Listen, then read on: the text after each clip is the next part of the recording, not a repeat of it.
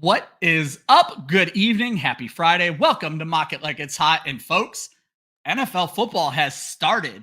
It kicked off last night, and it certainly kicked off last night. We got to see the new kickoff rules in full effect. And I think there's probably some interesting takeaways from that game once we start seeing the first stringers do some kickoffs versus the third stringers. But while that's a new rule for today's show, we're taking it old school. We are going non-PPR. And some of you have probably been playing fantasy so recently that you don't even know what that means. Les explained it to you. The draft room is full. Let's get into it.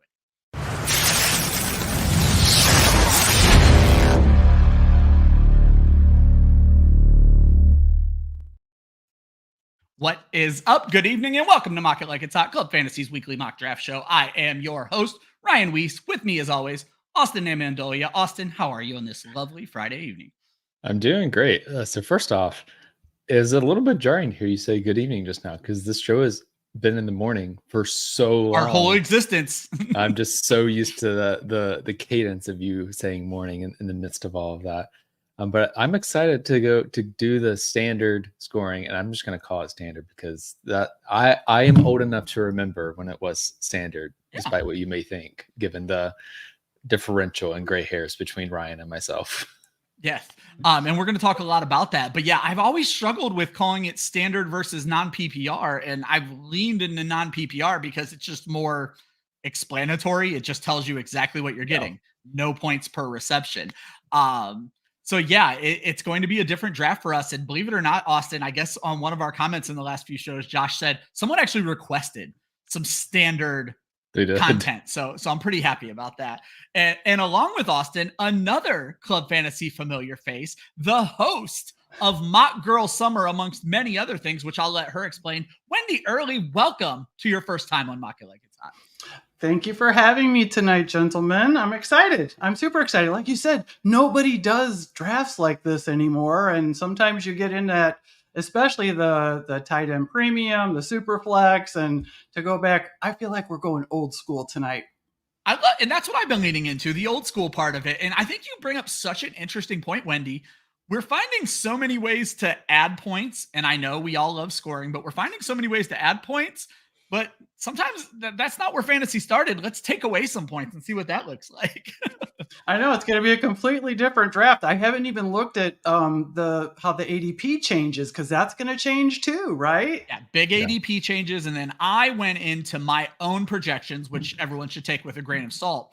I sorted them by PPR, and then I changed the scoring to standard so I could see on paper where people dropped and shot up. And I'm going to be asking you guys about those specific players during the draft tonight. Wendi, before we get into it, I know you do other things other than Mock Girl Summer. Please let people know where they can find you on Twitter and anything you might have going on with Club Fantasy or without.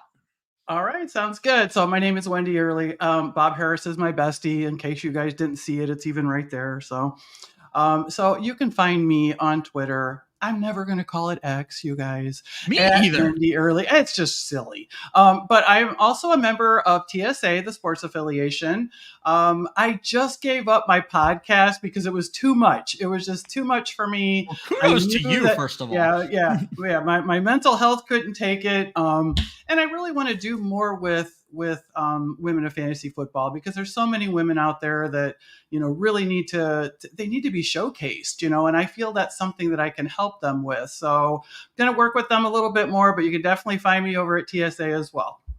I love to hear that. And we are going to be doing a lot with women of fantasy football. And actually, let's just jump into it. Let me make sure I have the right banner going up. Folks, we have a new partnership with Women of Fantasy Football and TrophySmack. So as of right now, TrophySmack is giving us our own little affiliate link. It is, I believe, TrophySmack.com/WOFF. Yeah, it's right there in the link. Obviously, I'm well prepared for this. Obviously, we get a little bit of money if you guys use our link and buy something from TrophySmack for your league. for the month of August, any money we earn from this deal will be going directly to our partnership with Women of Fantasy Football and GALvanize. If you're not familiar with GALvanize, it is Laura Oakman's organization to help promote women in actual sports, not just fantasy sports. A wonderful partnership between Club Fantasy, Women of Fantasy Football, and GALvanize. Any proceeds we get from TrophySmack, link at the bottom of the screen, will go to that. And later on this month, TrophySmack is actually going to be putting out Women of Fantasy Football focused merchandise. So there's a lot of really great stuff going on there. So make sure you guys check out TrophySmack. The month of August here at Club Fantasy, we dedicate to Women of Fantasy Football. So we are so very happy to have you on, Wendi. I'm so glad you brought that up. Now, let's get the draft up on the screen. So, as mentioned, as I get this all done properly, that's not ours. That's ours. It is going to be a 12-team league, standard scoring. Standard means no PPR, and we're going to talk a lot more about that in just a second. I'm going to go ahead and get the draft started, and then I'm going to call out some of our drafters. So at pick 1, my newest buddy, Pickadelphia, who may be doing a show with us soon. We'll find out about that. Vince Mapstone at 2. More on Vince Mapstone here in just a second. Our buddy Joel Worth at 3. Say Watt again at 4. Austin took the 5 spot.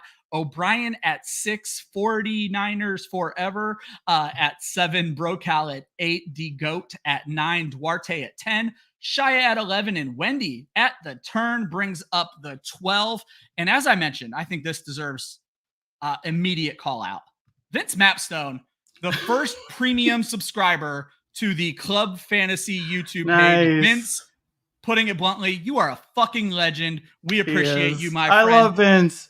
Yep, he gets the cool little logo. He is supporting Club Fantasy. And again, any money Club Fantasy makes in the month of August is going to be going towards that Women of Fantasy Football GALvanize. So Vince, your money's going to a good cause. We appreciate you. We love you, man.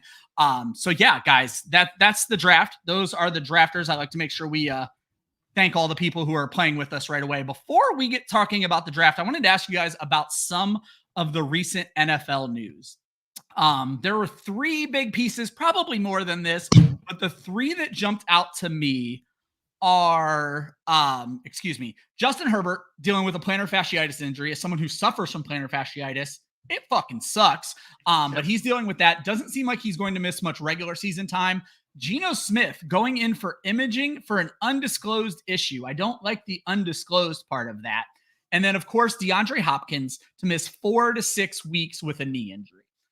Wendi, when you hear those 3 specific pieces of news, or if there's anything I might miss, are there any fantasy football concerns that jump off the page for any of those with you? Any of those that made your heart drop when you heard them? Justin Herbert, Geno Smith. Justin Herbert. I mean, I don't have a whole lot of him, but that's pretty huge news. And I also suffer from plantar fasciitis. Oh. I got like $800 inserts in my shoes. I mean, it's a terrible thing, but I'm not knowing, is it a tear? Is it requiring anything? I know Stefania Bell's going through. She just hurt her plantar fasciitis. I think she My goodness, we are in the right company, apparently. Yeah, with our totally. stuff. Yeah, if you want to talk about this stuff, you got the right person. So I think we should set up a show. Huge.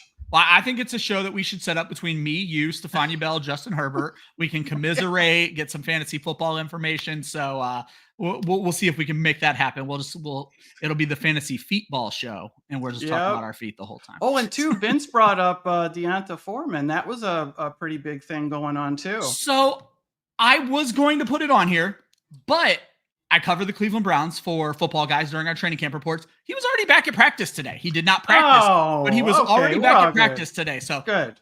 Kudos to Deontay Foreman, who is clearly a beast.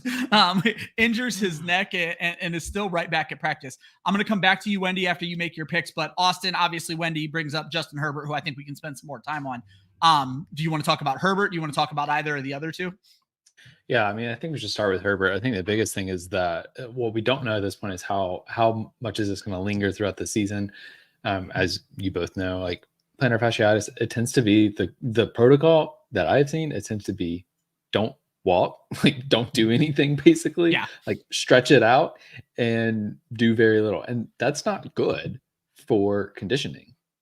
Interestingly enough, mine tends to feel better the more I walk on it. But here's the issue specifically for a football player, because when I did play football, albeit very recreationally, how you feel the next day is the worst pain of your entire life. Like I'm straight up bad thoughts going through your head pain the next day.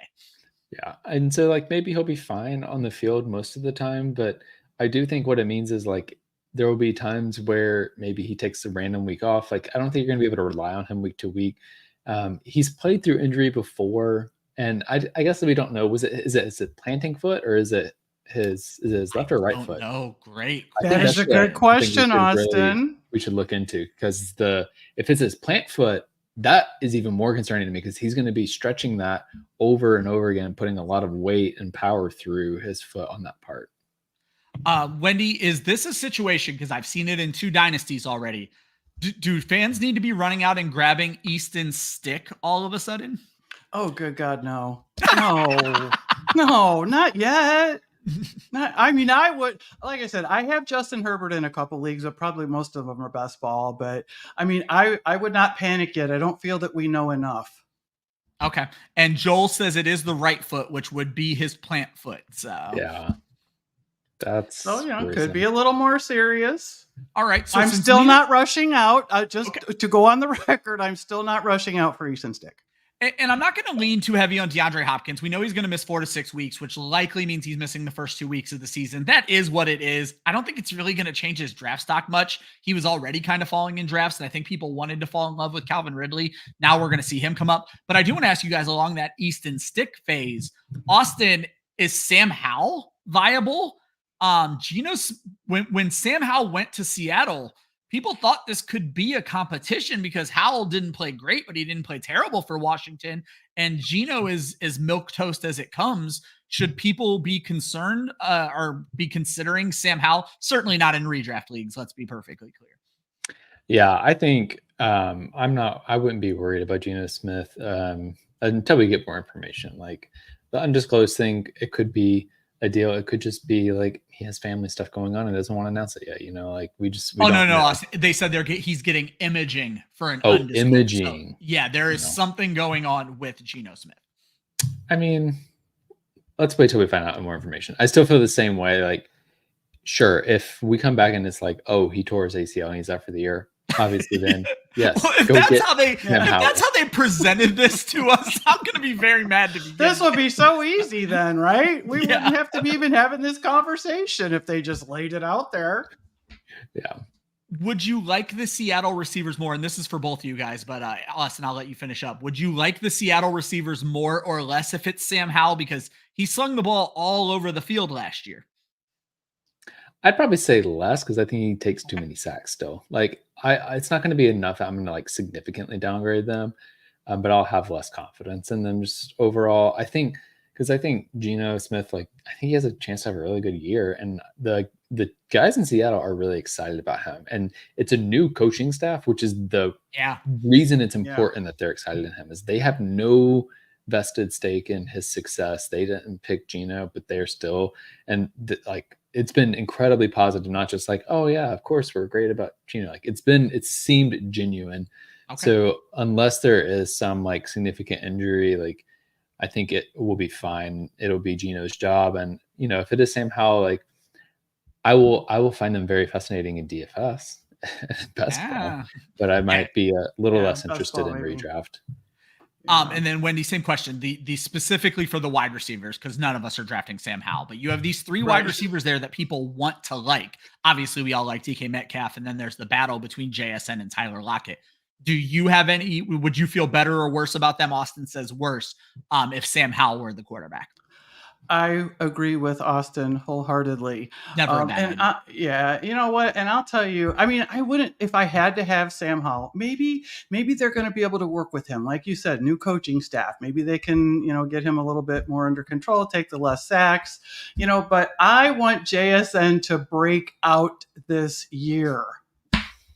Yeah. Don't we all? I know our good buddy Hoove wrote a JSN article for Club Fantasy, so make sure you guys check that out. I think we're all kind of waiting. Before we start talking about Standard League, a couple of quick disclaimers for anybody who's never watched Mocking Like It's Hot before. The draft goes on in the background. At some point, I will decide to start talking about it, but it's really just there for eye candy, and you guys can see how people draft in a Standard League and what's different. We have 2 people going 0 running back already, which is super weird for a Standard League. We'll talk about that in a second. But we do have a user question already. Our friend All Time Cliff, how would we draft in a 2 running back, 3 wide receiver, 2 flex. So you are starting 7 guys, but it's a non-PPR league. So he said, or she said, it's Cliff, I imagine it's a he, usually goes running back heavy. In our league, I have it set up as 2, 2, and 1 because I wanted it to be as old school as possible, Austin. So with this, you're starting more people. And in PPR, it's typically see how many wide receivers you can start, and you need to get that many wide receivers. Does that flip to running back, which is probably going to lead into a few more questions later on? But just specifically, let's answer Cliff's question here. How would you approach the early parts of your draft, Austin? I know you're pretty fluid in water when it comes to this. I don't know if you would even go in with a strategy. Yeah, I mean, my inclination is to say be position agnostic and to chase touchdowns and focus more so on that. Chase touchdowns and yards in general. Like if you have a running back that's a goal line back, yeah, get them early. If you have a receiver that's going to be a prominent red zone target, like Mike Evans is a great example of this. I love Mike Evans in non-PPR scoring. I still think, like, given the fact that you could play up to 5 receivers if you want. Yeah. I still think it's more likely that receivers are going to outscore running backs because it is just easier for them to get those yards. They're not getting it. Most receivers 4 yards at a time aren't getting it 4 yards at a time. A lot of times you're getting it 8, 10, 12, sometimes 20 yards at a time. I still think there's more upside with the receivers. Now that does mean there's more volatility. But I think if you have some of those guys that are going to get plenty of targets, it's still worth it to have receivers in that flex spot. I might still draft 2 running backs early, particularly how the board is going. Like this draft is already like messing with the way I typically think about drafting. But I wouldn't be afraid to lean pretty heavy receiver even in this setup. And Wendi, just so I'm clear with the listeners, the way this league would be different from our league is we only have 5 possible people we can start from those positions in this setup. And the setup that Cliff is describing, they could start 7. So do you agree with the RB heavy, or do you agree with Austin and just keep sticking with best player available because of the sheer amount of starting spots? I have to agree with Austin again. This guy's smart, man. He's all right. No, totally. But I'll start asking you the questions first, but they just keep timing out where you're about to be on the clock. So. I do have questions though. Like I'm looking at our draft and I'm like, there are 2 teams that went so far 3 running backs.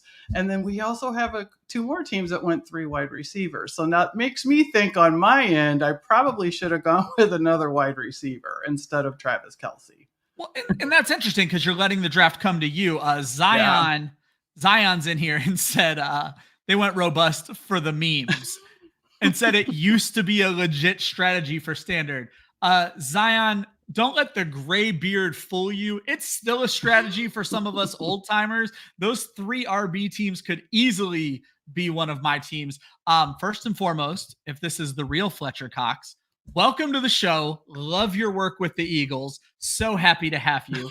If it's not, and your name just happens to be Fletcher Cox, awesome. That is actually going to be a question that we have later on in the show. So I am going to come back to that. And actually, it's kind of the next question I was going to ask everybody. So bear with me just a second on that, Fletcher, because what I wanted to do with this next question, Wendi, was just kind of break down Standard leagues. And for someone who's played fantasy football as long as I have, to basically just get Fletcher Cox's question out there, PPR was basically implemented to bring wide receivers up to the level of running backs, because early football, 80s football, 90s football, when fantasy football was becoming more relevant, not nearly to the stage that it is now, we dealt with multiple running backs who carried the ball 250 to 300 times a year, and wide receivers just weren't getting enough points to keep up with them because there wasn't enough passing going on in the league.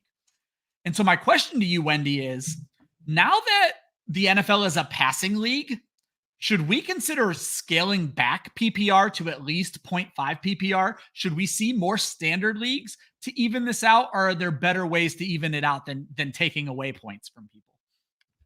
I don't know. I kind of am a fan of the PPR. I like the points. It just makes you feel better, okay? Yeah. When your guys are scoring all the points, you know.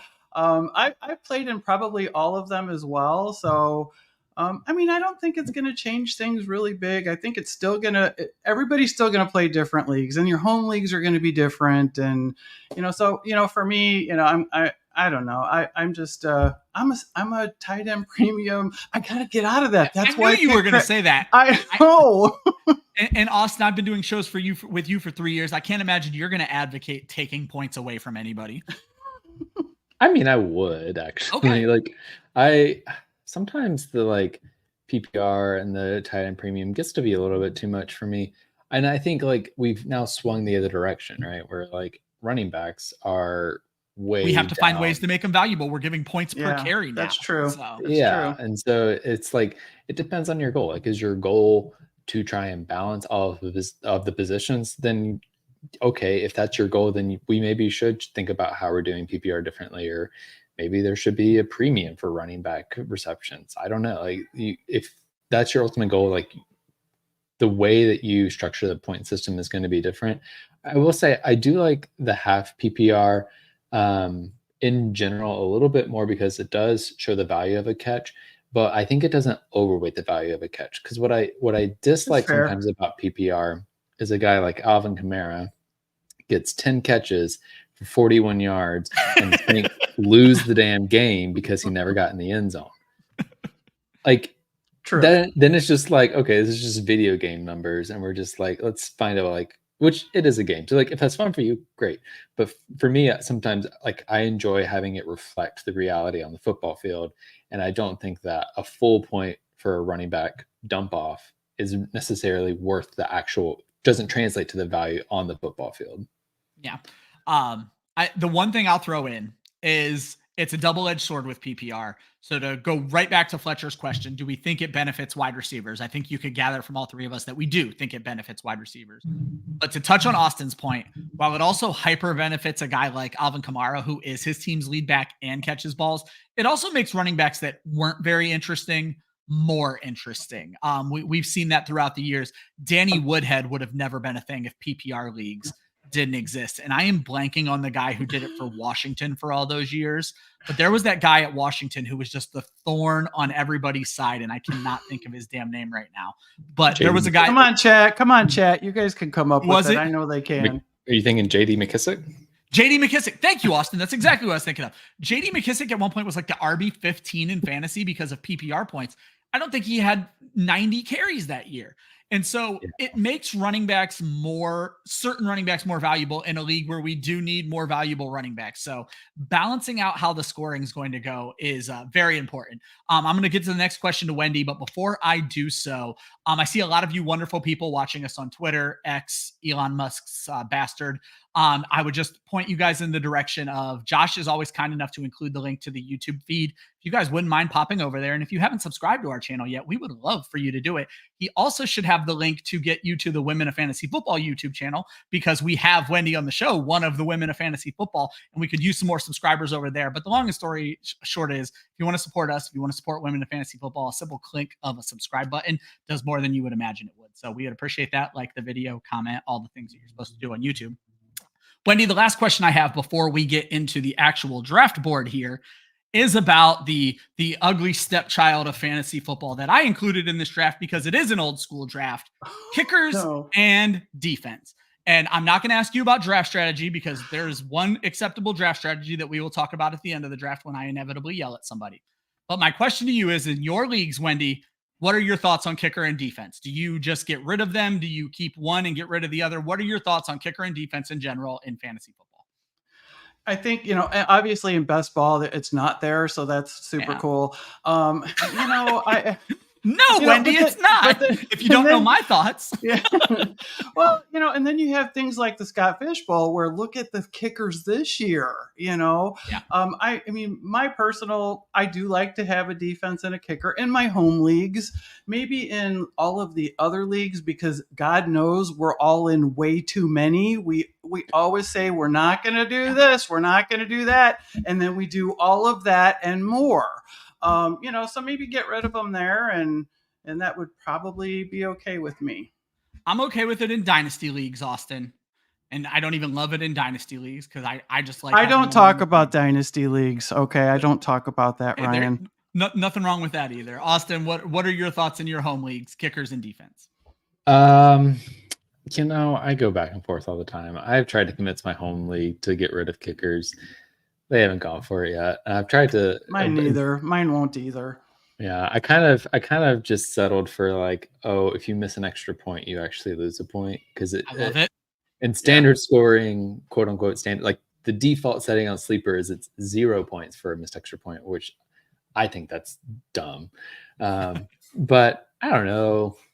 I think it's a little bit interesting because every now and then somebody will have a kicker go 20 points and win in the week, and that is kind of fun. Like kickers are people too. That's true. The team defenses I enjoy less just because I like doing the IDP stuff more, but it's so hard to predict year to year, and I think that's the thing that gets me about team defense. It feels like way more random, which again makes it fun, but for me I'd rather have like more player takes in my lineup setting.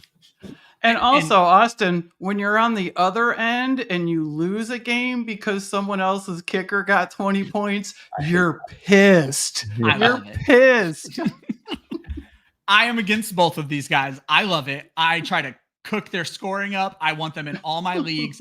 I always say I am biased. I broke into this industry with the fantasy footballers because I'm the luckiest dude on earth. And the article I ended up taking for them weekly was the team defense article. And so I wrote about team defense for my first 4 years in this industry. So you'll never hear me talk negative about team defense. I think it's awesome. I think there's an edge to be had with team defense. And so you guys will never catch me saying anything negative about team defense. Guys, I'm about to get into the draft recap, but I have a special announcement. An idea was given to me by a viewer a few months ago, actually. And it's something I'm going to implement. Unfortunately, Austin is going to miss out on this because he is not going to be in 2 weeks' show. Though, Austin, if you're available to draft, I'll get you the link and you can still draft with us. We are going to do a Mock It Like It's Hot listener league. And we are going to do the draft live on our show in 2 weeks. And I have the link queued up to drop into all the chats right now. So as soon as it decides to actually do what it's supposed to do, everybody is going to get that link because guess what? You are the listeners. You are watching the show right now. So you are rewarded. Look at that. Not only is everyone having fun, they get to do that too. Are you kidding me? Exactly. So I think there's 5 people in it right now. I'm going to cap it off at 12 people. I am definitely in the league. Austin might be in the league, but Austin, I know you can't do the show in 2 weeks. So it will be 2 weeks from now, August 16th at 8 p.m. So make sure you are available to draft live because it will be live on the air.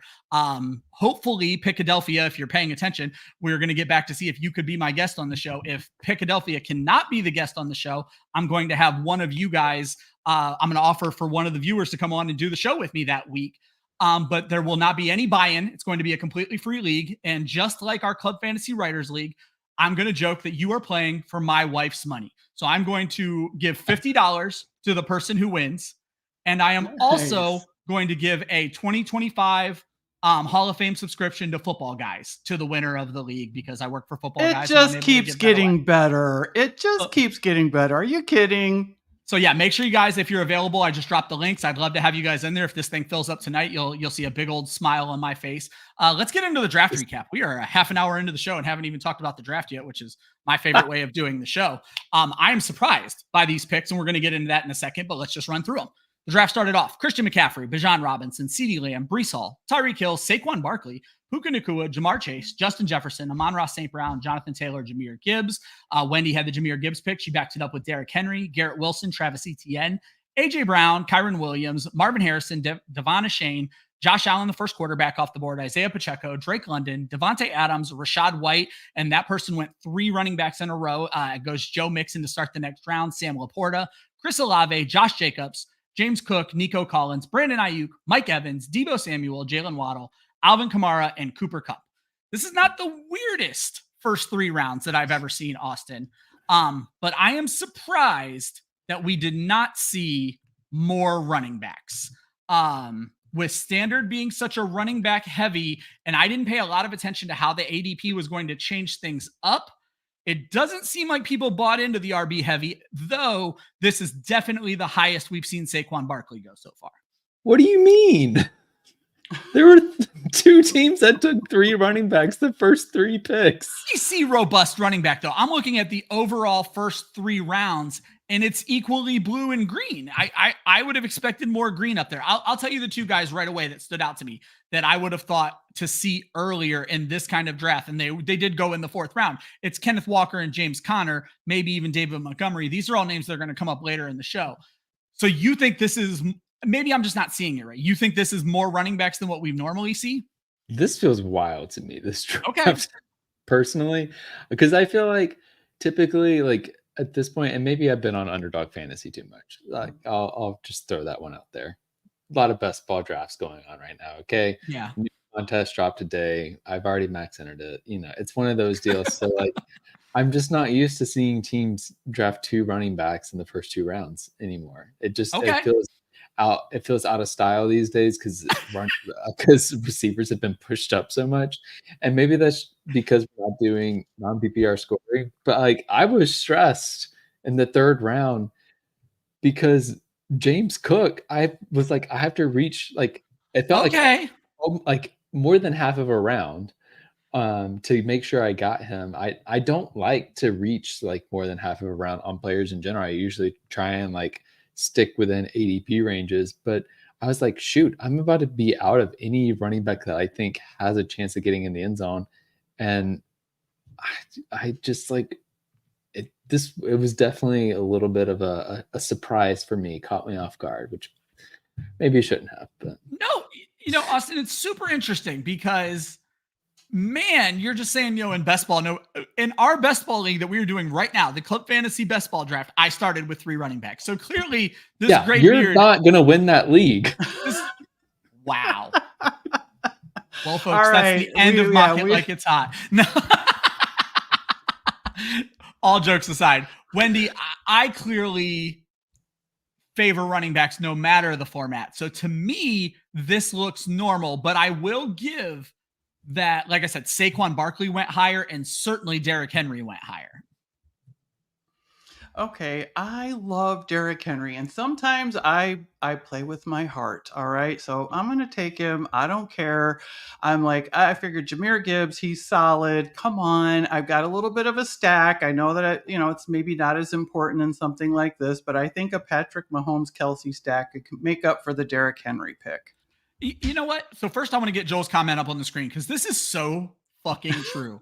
Best ball brain is a thing. Because when I start doing drafts that aren't best ball, Austin, I start looking for bye week correlation and making sure I get stacks. I've never been a big stack guy, but because in best ball, I feel like I do need to have them. I'll go into these other drafts and feel like I need to have them that aren't best ball. So I will say, if you're a degenerate like everybody at Club Fantasy, check your best ball brain at the door because it will screw you up in the long run. And Austin hit another great point. When you spend months getting James Cook in the 5th round, it gets real weird when he doesn't go there anymore. Wendi, you already touched on literally the next bullet point, and I told you would end up drafting the people who I have as my next bullet point. Austin, is standard scoring the Derrick Henry format? And if it is, getting him as the RB7, is that crazy value for Derrick Henry in standard scoring?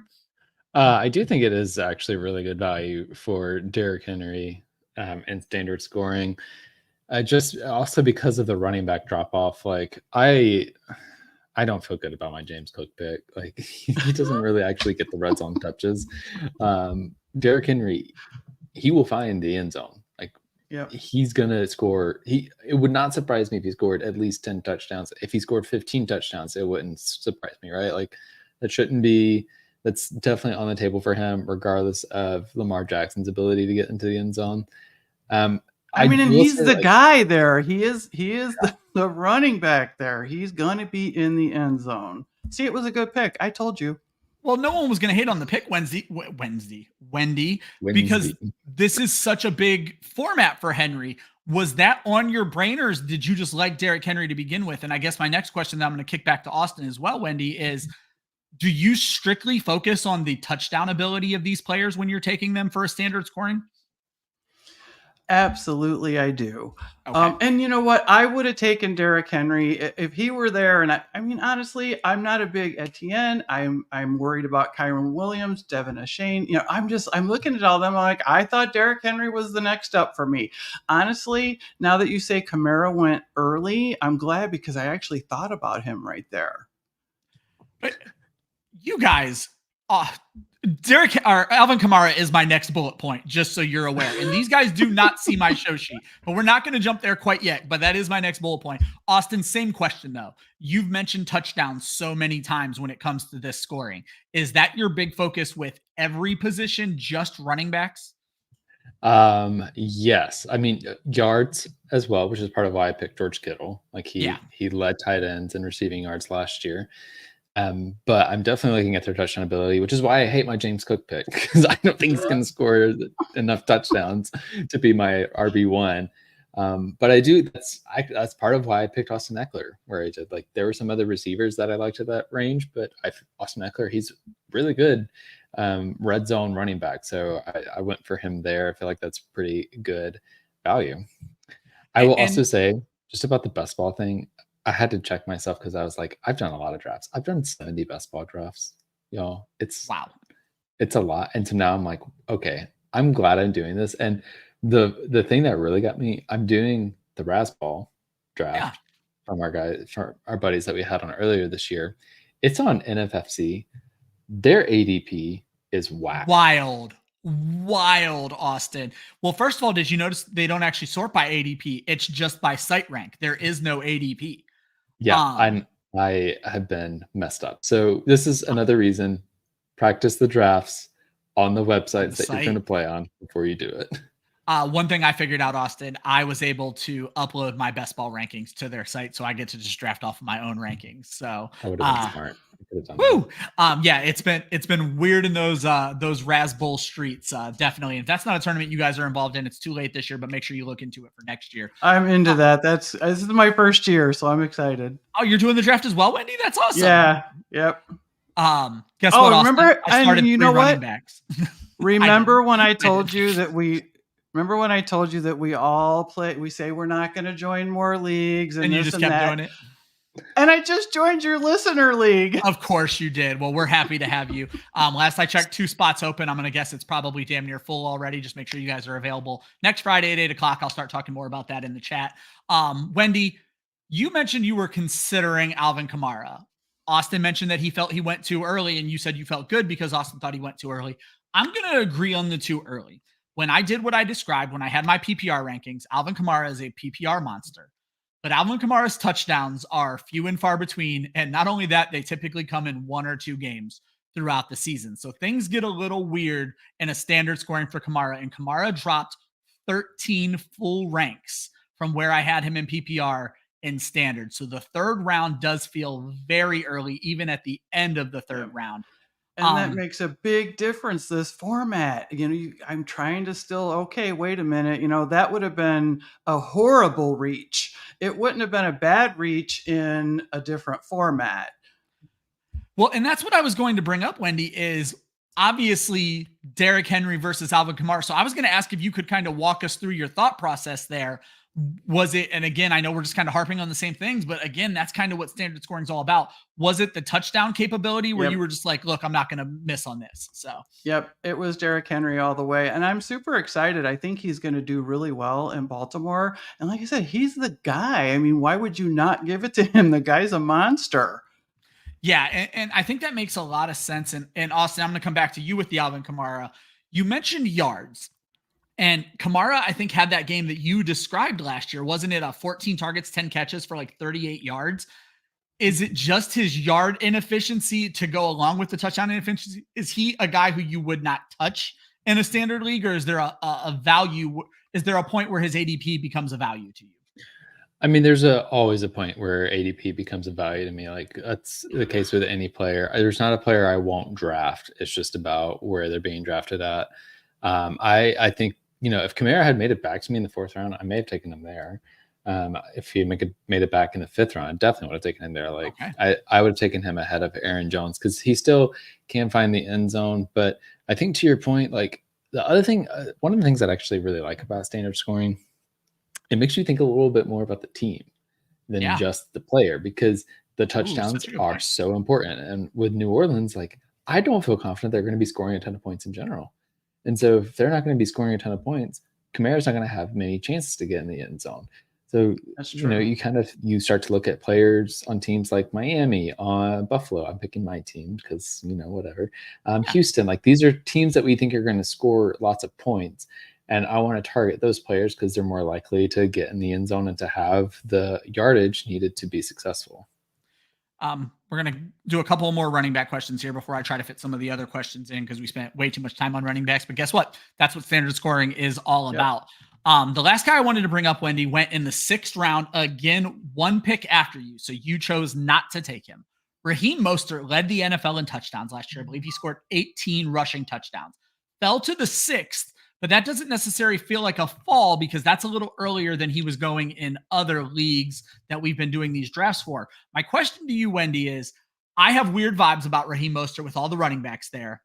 And I'm getting premonitions of Jamal Williams, who led the league in touchdowns and then scored 1 the next season. Was it a conscious decision for you to avoid Raheem Mostert? Was he even on your radar, I guess is my question, because I don't know where he stood in the ADP, but with 18 touchdowns last year, the 6th round makes him feel like a value. If it's crazy. Compete. Yeah. And for the record, I am a Miami Dolphins fan. Oh, so okay. Yeah, I am. So that's my number one team. I also follow the Bears because I'm very close to Chicago. So I freaking love the guy. Like, as a person, he just seems so positive. I love Raheem Mostert. I love his family. But he was not going to be on my roster. You know what? And honestly, I probably could have taken another running back there or another wide receiver. But again, I had that stack thing going on in my mind a little too early. So, but that's how you learn, you guys.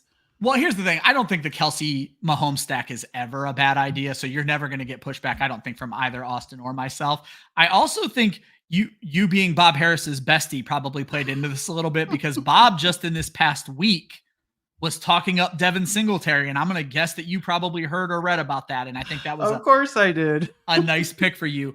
Austin, back to Raheem Mostert. I get way too caught up with player comparisons, and obviously it's a really stupid comparison to be like, Jamal Williams scored a ton of touchdowns and did nothing the next year, so clearly Raheem Mostert's going to do the same thing. I give dumb analysis, and then I bring smart people on to correct me. Austin, is that dumb? He's with the same team. Are we undervaluing Raheem Mostert? I mean, it's maybe not the best comparison. Like, it's not like Jamal Williams, they're different players, but I think the underlying point is a good one, that touchdowns are hard to predict. Yes. And they are very volatile from season to season. Honestly, touchdowns is primarily where the phrase regression to the mean comes from in fantasy football, is the touchdown side of things, because Raheem Mostert, he had a ridiculous amount of touchdowns last year, probably more than he was expected to score going into the season.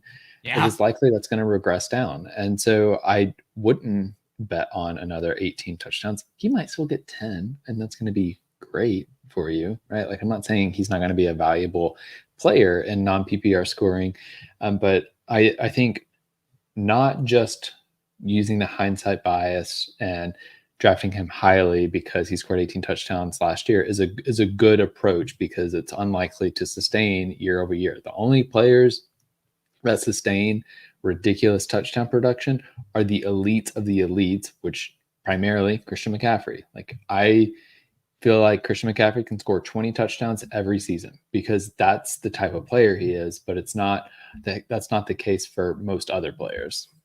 No. Again, I give dumb analysis sometimes, and believe it or not, Austin, I actually have him at 10 touchdowns in my projections. So we actually agree. I don't have him at 1. I don't have him doing the full Jamal Williams where he has to steal a touchdown from the Atlanta Falcons in the final week of the season. Austin, it's that time of the night, and I think you're going to like it. I don't think this is a bad keep trade cut. Wendi, I do a keep trade cut every single week. I make Austin answer first, so you get to hear the question and decide how you want to handle it. And Austin, the theme for this week is old school running backs. But I want you to look at these guys as your RB2, because I felt like that was the best possible comparison for these three guys. So think about this as landing your RB2 from guys who get a lot of carries, but maybe not a lot of catches. Kenneth Walker, Najee Harris, and David Montgomery. Now, we've seen good catching seasons from Najee and David Montgomery, but not with their current situations. So Kenneth Walker, Najee Harris, David Montgomery, your RB2, Austin. Keep, trade, cut. First off, when you said old school, I thought you were about to throw me some retro players, and we were about to play no. keep, trade, cut with Walter like Adrian Payton, Peterson, Jim Brown. Arian Foster, like that could be a fun keep, trade, cut one week, but I try to make this show where I'm helping people learn, and while we'd be teaching them about some old school football, I don't think that's going to work out well in their fantasy drafts. So let's keep it a little bit more modern. Well, you are actually making me choose between my children here because you chose against David Montgomery, I noticed, and I was happy that this question fell the way it did because you took Aaron Jones ahead of David Montgomery and Najee Harris. Now that I see it. So. Oh, whoops. Well, no, I guess it's a good thing Aaron Jones is not part of this question because this would get really awkward really quickly. I'm going to keep David Montgomery. I think he's a really good between the tackles running back. He's got really great vision, got a nose for the end zone. I'm gonna trade Kenneth Walker because I think Dynasty Brain might trick people into thinking he's more valuable than what he is. And I'll cut Najee Harris, but again, like it's always the trade's always about the value, not who I think the better player is. I would rather have Najee Harris, but yeah. So we'll go keep Montgomery, trade Walker, cut Harris. Okay, and just so everyone's aware, if you can see my scroll here, Walker went with the 4-3. Montgomery went with the 5'8". Najee went at the 5'11". So in this situation, Austin is saying there's good value out of David Montgomery. Wendi, the way a lot of folks like to answer this question is they will trade away the person who they think they can get the most for. But a lot of times we just keep the player we like the most and cut the player we hate the most. I don't know if you have any feelings about these three players, but David Montgomery, Kenneth Walker. Yeah. You guys are not going to believe this. So I wrote it down. I wrote down the three. I wrote down the same thing is what Austin just said. Hey, when I have smart people on the show, I say it's not weird. So my question to you is, I know Austin loves Najee. Austin was a big Najee tout 2 years ago. Obviously, things have calmed down with the emergence of Jaylen Warren. My question to you is, do we think Najee can still be a bell cow? The early camp reports are to still view him as a bell cow back there. I hope so. I've always been a big fan of his. I really have. So, I think he can. So my answer is going to be I'm on for Najee. Even though I cut him, okay, but that was a different choice. So, I would cut him in this particular situation, but I still do think he has some value. All right, guys, I am getting limited on time and trying to decide the questions I want to ask the most, but I think this one probably adds the most value for folks, and that's what this show is all about. Austin, when you look at wide receivers in a non-PPR format, a standard format, are there players that automatically take a dip in value for you based on not being prolific touchdown scorers, not being big yardage guys? Now, I'm going to tell you the guys who fell the most in my rankings compared to PPR. And again, my rankings are based on projections, which all come from me. So take it all with a grain of salt. The first name is going to surprise you, Austin, but I do think his team is going to be very bad this year. And I think we could finally see a bad season from him. But the guys who fell the most are Davante Adams, Chris Godwin, Stephon Diggs, and Deontay Johnson. And you being a Panthers guy, not a Panthers fan, but a reporter who covers the Panthers, Deontay Johnson, I find interesting to get your take on there. But are there other wide receivers that I'm missing? Or do you think I'm just flat out crazy with all four of these guys? What are your thoughts on wide receivers that are hurt in a non-PPR format?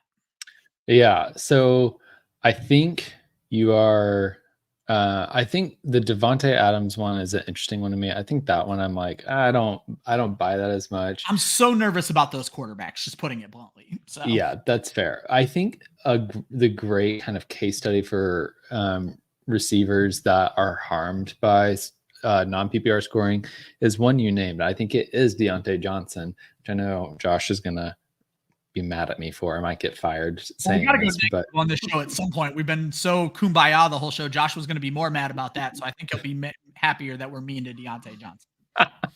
And I think because one of the things about Deontay Johnson, he hasn't been the most efficient of players historically. He also he doesn't quite have a nose for the end zone the way that some other receivers do. Like I remember, I don't know, 3 years ago, people were like, "Oh, Deontay Johnson, he led the league in targets last year. He's going to be a great fantasy running receiver this year." And I was like, "Okay, yeah, he did lead the league in targets, but he did not lead the league in catches, which is inefficiency. Like he's not making the most." And there's a lot of context around translating targets into catches, obviously, but for players like that, where I feel like they're going to get the volume, but not necessarily the explosive plays, like they may get a bunch of first downs, but they're not going to get a chunk 20, 30-yard play. I do worry about their upside in a non-PPR scoring. I think a good example of this is like a guy like Rondale Moore, right? Ooh, like yeah. he's kind of a gadgety guy where he's going to get kind of screen plays. He's going to get end arounds. And those are meant to like be sort of game changers for offenses to keep defenses off balance. They're not necessarily always meant to be explosive plays, which could limit the upside of players that are utilized in that kind of way. I think it's such a great point. And Wendi, I'm going to ask you about the guy who Austin didn't get a chance to throw his question in. I'm putting you a little bit on the spot here. Stephon Diggs is going from a guy who would have been a non-PPR, I don't want to say God, but that's what I'm going to say, where he was the leading receiver for the Buffalo Bills. You knew he was going to get the ball, 100 times a game, basically, and you weren't concerned about his yardage. Now you are going to a role where Tank Dell and Nico Collins are big yardage guys for the Houston Texans. And Stephon Diggs is now part of a 3 wide receiver group and maybe asked to be the short yardage guy. What are your thoughts on Diggs in this Houston offense in a non-PPR format? I don't know if I would draft him in this format or not, but he has big plays too. I mean, but if they're asking him to, do the short yardage, that could make a big difference. And especially in a non-PPR, you're not getting that extra point or extra half point for the short yardage. It's not that great of a value to have him then. Yeah, I think that makes a lot of sense. And like I said, I'm asking you to predict the unpredictable when it comes to the Houston wide receiver room, because nobody knows what's happening with that. How in the world They don't even know, Ryan. They don't know. Yeah, that's for damn sure. My last question, I'm going to make this just very quick, Austin. Tight ends in a standard scoring format. Obviously, we've talked yards and touchdowns are what matters. Does this make the elite touchdown scorers, Mark Andrews and Travis Kelce, more valuable? And should they go earlier?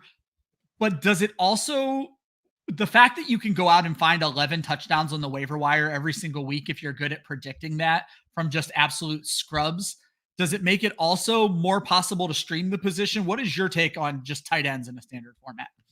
I think the answer to both of those questions is yes. Okay. I think it does make guys like Travis Kelce more dominant. I mean, I think it's going to be particularly interesting this year in non-PPR leagues because we have more depth at the tight end position. So there is more potential for more tight ends to kind of pay off their value. But it was a very common strategy when non-PPR it was more prominent to just shop the waivers each week for a tight end. I would say it's just a trade-off. Like for me, I'm either going to get an elite tight end or I'm going to basically not draft a tight end, right? And wait and just shop the waivers. I think I feel safer right now with an elite tight end because it seems like we've hit a point of critical mass where it is more of a game changer. And it is more of an advantage, and it puts yourself at a disadvantage if you don't have one of those guys. Whereas when non-PPR was in its heyday, there weren't as many elite tight ends. There was like no more than 3 at any given time, right? Yeah. This year we have potentially 8. And so I'm like, okay, well, now we're hitting at a point where if you don't, it's not just about luck anymore, right? It's not just about getting lucky that week and advancing in the playoffs or whatever it is. It's like, no, over half the league potentially has a guy that's going to get 50 yards in a game. And if you have a guy that is going to get 10 yards in a game, but maybe drops in the end zone, like that could be the difference between winning a championship or not. And Wendi, I'm not even going to have you answer the same question because you both took tight ends relatively early. You took everyone's favorite tight end. So let's kick over to the Wendi recap of your draft. And Wendi, if you've certainly watched the show before, you do not need to talk about every player. You can talk about anybody you didn't get a chance to talk about. But more importantly for the listeners, did you come into this with the strategy, and was that strategy forced to change picking from the 12 spot? It changes as soon as the draft starts. I mean, it just does. And I picked the 12 spot. That's kind of where that's where I was for Scott Fishbowl and stuff. However, I did not pay attention that this was only 14 rounds and not 15. So, but yeah, that's okay. That's on me. I feel pretty good about my running backs. I probably reached for Cooper Kupp a little bit. Probably could have got some better. I probably should have taken Metcalf right there. Now that I'm looking at it, oh yeah, I'd rather have him. But I'm completely fine with where I took Kelsey, and I took Nick Chubb. Also, just want to mention, yeah, I think when I figured, I've got Jahmyr Gibbs, I've got Derrick Henry, I've got Devin Singletary. Nick Chubb can sit on my bench until he's 100%, and when he comes off, I feel like he's going to be valuable there. Yeah, I did a show with, or was it a mock draft? I did something with your buddy Bob Harris, and Bob Harris said that Nick Chubb's fine as a flyer in a best ball league, but he was not feeling him in redraft leagues. But I'm like, if I can land Nick Chubb as my RB4, we're there. Yeah, exactly. Every single day. You mentioned that you didn't pay attention that it was a 15-round draft. I just want to ask you, because this is good for the listeners, what would have changed about your draft if you didn't know that? Because you took your kicker and defense 12 and 13. You took a backup tight end at the 14 spot. Normally, I probably would have taken another quarterback. Well, I was just going to yell at you. Normally, I would say when you have Travis Kelce, you don't need a backup tight end. But there's someone else who's getting oops of the draft. Don't worry, that won't be you. And fans of this show already know who's getting oops of the draft if you paid attention to the last couple of draft picks there. So you would have taken another backup quarterback just to round out your roster. That makes a lot of sense. Guys, I'm going to kick us off the screen real quick so you guys can see Austin's entire team before I pivot over to letting Austin go ahead and recap his team. Scroll back to the top there, Austin. You know the deal at this point. Taysom Hill with the 5th pick. Just kidding. It's Tyreek. What'd you do there, buddy? You scared me there for a second. I was like, oh my God, did I take Taysom Hill? What's funny is I never would have thought to say that. I just happened to scroll up and see it and was like, this will be a funny joke. It may have been funny. It was something, right? Something. So yeah, I was very surprised as to how quick running backs were going off the board, particularly because a guy like Tyreek Hill was on pace to get 2,000 yards last year. So it felt like he would have been more of a priority, but he fell to me, which was good because Breece Hall was sniped for me. I did want Breece Hall there. I was thankful to end up with Tyreek Hill. One thing we didn't talk about a ton, I did take Josh Allen in the second round because we didn't talk about quarterbacks at all, but I feel like quarterbacks have kind of stayed stagnant. One interesting thing about this draft was Lamar Jackson going 3, but we're not going to talk about that. Please go ahead and your Josh Allen pick 2 full rounds before the next quarterback went off the board. Yeah, which I'm fine with. He's probably going to be the QB1 once again. That's a great chance. Standard scoring, there might be something to that with his rushing touchdown upside there. Yeah, and I think that's part of the reason I am especially wanting a dual threat quarterback and non-PPR scoring is that the quarterback position is then it's going to be the source of most of your points in any given week. They'll be scoring, if you do it right, 20 to 30 points every week, which could be huge. It could make up for a dud player, like a running back who carries the ball for 5 yards and then gets hurt in a game, or a tight end that just completely fails and only gets a 10-yard reception and that's it. So I liked taking Josh Allen early. I already talked about James Cook. I don't like that pick, but Aaron Jones. I was waiting. I'm going to throw one other thing at you, Austin. What a trio here of Josh Allen, James Cook, and former receiver Stephon Diggs all in a row there. But I want to challenge you a bit. Josh Allen and James Cook coming from the same team. Any concern there in this very touchdown heavy format? Or are you just happy that you probably got every Buffalo Bills touchdown this season?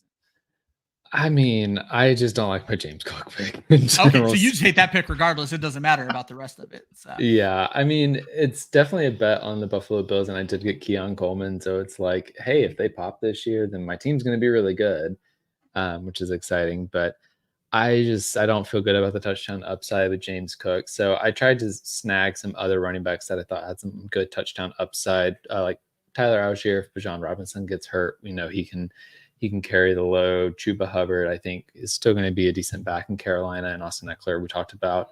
So overall, I don't love this draft, but I feel like that's kind of like the funny thing about non-PPR scoring. I feel like you almost are guaranteed to walk away hating your team because like you then get the projection and it's like 6 points. And it's like, damn, I felt like it should be more than that. But it's like, oh, that's standard but scoring. That's everybody. So I'm in one standard league. It also happens to be my one auction league. But I promise you, Austin, the same thing where I'm like, Jesus, he's only going to get 5 points this week. But I'm like, wait, everyone's only going to get 5 points this week. I do find it interesting, Austin. I joked at the beginning of the show, you guys always manage to take the players from the show sheet.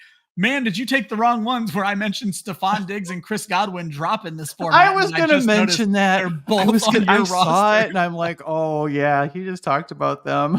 But guess what? That's not the oops of the draft. It's all love. But bro, Cal, you knew it was coming. A kicker in the 11th guy. Come on. This is not how you draft kickers. Justin Tucker is not even that big of a point advantage. Brandon Aubrey, I believe, outscored him in almost every scoring format last year. You only take players early if there's a big point advantage, and that is not Justin Tucker, though his week 14 bye does make things very interesting for fantasy football. Still not worth the 11th pick. I'm being a jerk. But you know what? I'm going to tell you though, Ryan, if he would have been there. Whatever you're about to say, no. No. Where I took a kicker, okay, which would have been the next round, where I next took round, a kicker 5 picks later. Was not, but the next round, nevertheless, I looked at the points that were going to be scored, and the kicker had the most points. So I probably would have taken Justin Tucker if he were there too. So, and then I'd be yelling at you right to your face because whoever takes the first kicker is always going to get yelled at. I was going to try to look at this draft board and give somebody kudos for not drafting either, and I thought Joel had my back.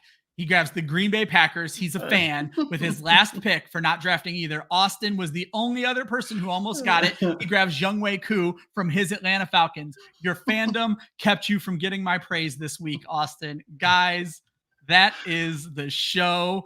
What a show. That was a lot of fun, you guys. Thank you for having me on. Oh, thank you for coming with us, Wendi. This was an adventure. And again, standard scoring. Who would have thought we'd have this much fun talking about less fantasy points? Wendi, remind everybody what you are working on and where they can find it. Awesome. Thank you again. So it's at Wendi Early. And also Bob Harris is my bestie. That's the hashtag. Never forget it. So I'm over at TSA, the sports affiliation. You can come over there and give us a like. And I'm also with Women of Fantasy Football. Austin, you know the deal. Yeah, I mean, fantasy football is fun, even when there's no scoring. It's great. Exactly. Even when there are fewer points and you take kick the 11th round. Exactly. Gotta love the kicker in the 11th round. When I'm going to do it in like the 8th round just to mess with you, Ryan. And then you will get yelled at the end of the show. Usually I don't even have them, but this was the old school draft. I think the next time we're going to have them is the last show of the year for the home league draft. So it's perfect. But you can find me on Twitter and Instagram at Austin_FFL. You can find most of my content at clubfantasyffl.com and on our YouTube channel. Be sure to check out Summer School. We've been doing a lot of best ball content recently. We've been covering every single one of the week 17 matchups. Yeah, I've been watching those. So much fun. And Austin, are you doing the article at all this year? Or are you guys just sticking to the video content? I'm like a third of the way through the article, so okay. maybe it gets out. Maybe let's see how this weekend goes. Yeah. I have notes in there that says Ryan insert table here, so I have it ready for you. Perfect. Hey, Ryan and Austin, listen, you guys, next week, we didn't have a show this week for Mock Girl Summer. We weren't able to do that, but next week we'll be back. So that'll be on August 8th, next Thursday at 10 p.m. Eastern time, and with Julia Papworth, and we are going to have Sam Holt. Oh my, what a Women of Fantasy Football show for August. That is like awesome. We are kicking it off, man. Like, I'm so excited. I don't even know. We haven't even announced it yet, but guess what? I just did. Yeah, there you go. Hot off the presses. So I'm so excited to have her on. But Austin you have those great shows with you and Matt Record covering all of the week 17s. Yes. And they, it's fun. We're doing it. We've ranked all 16 week 17 games. starting in reverse order. So I think today we published the 12th ranked one. We recorded a lot of these, y'all, so I've lost track, but all aboard. We've got a few more to recover, but some surprises in there, Kansas City check it being out in the week 15 and the 15th ranked matchup. Should see why we hate that matchup. Yeah. Do you have anything coming out Panthers wise? No, but you should follow for my content at Last Word on NFL. Well, I'm going to be hitting you up. Panthers are the second team I cover for football guys, and I have a lot of writing to do this weekend. I had a headache all day today, and I know it's just because it's the first time I have to work this entire summer, and I'm just not loving it.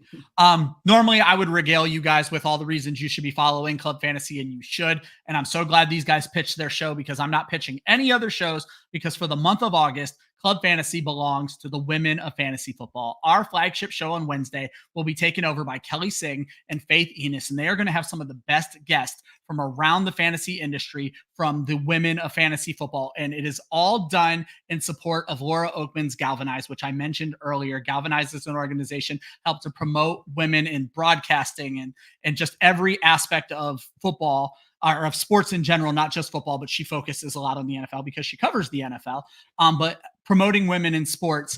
And any proceeds we take in during this time actually send scholarships to help some of these girls get to Laura Oakman's camp who weren't going to be able to make it otherwise.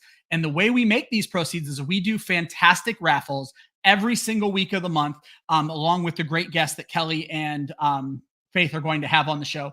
This week, we have autographed merch from a signed Jaylen Waddle jersey and a signed Garrett Wilson jersey. So if you are a fan, I want that Waddle East, jersey. If you're a fan of the number 17, this is a big week for you. If you're a fan of Jaylen Waddle and Garrett Wilson, raffle tickets are only $5, and then they will spin the wheel live on next Wednesday's show and get you that jersey, get it shipped out to you. And just keep in mind, any proceeds that we take in are helping women advance in sports. And that's what it's all about here, is just helping other people get better at things. So that's from the raffles. That's if you guys decide to sign up with TrophySmack. And that's if you're like Vince Mapstone, a fucking legend who becomes one of our premium subscribers here on YouTube. We love each and every one of you. Thank you guys for drafting with us. Thank you so much for tuning into the show. Always remember, defense wins championships. Offense wins fantasy football, and practice makes perfect. We will see you at next week's mock.